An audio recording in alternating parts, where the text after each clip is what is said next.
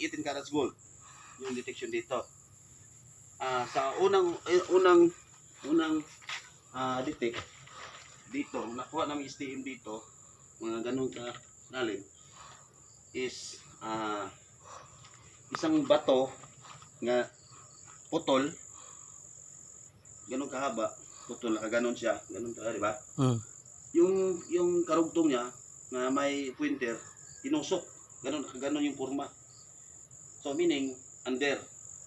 Hindi na tayo pupunta doon. Dito tayo. Pero sa scanner, nag-scan kami dito. Dito yung detection scanner, di ba? Dito yung detection scanner.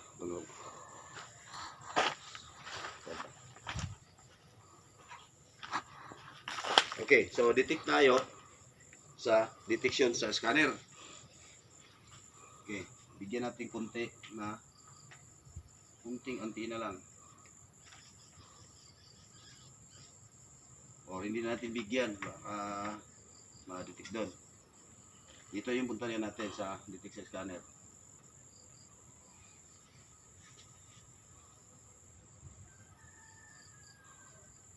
Uy, pwede dito sa detection scanner. Dito, bumabalik ba? Hindi. Hindi. Dito. Ito yung detection sa scanner.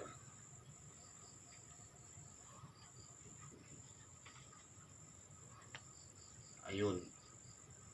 Isang migot. Ngayon, detection sa humid locator saka EKS locator dito.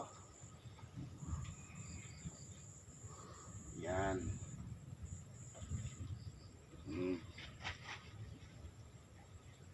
Sentro ba? Yan.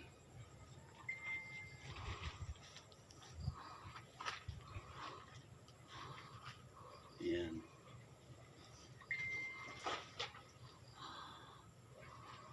Center.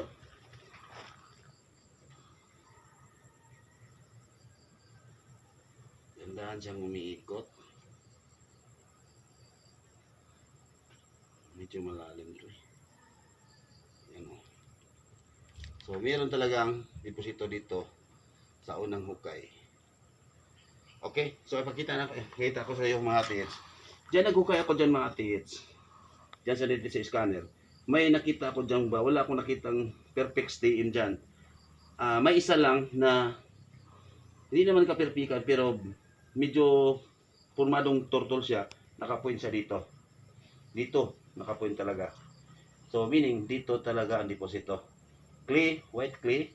So, nagkahara na yung mga clay, mga tits. So, yan lang muna yung exploration natin ngayon. Okay? Bye-bye.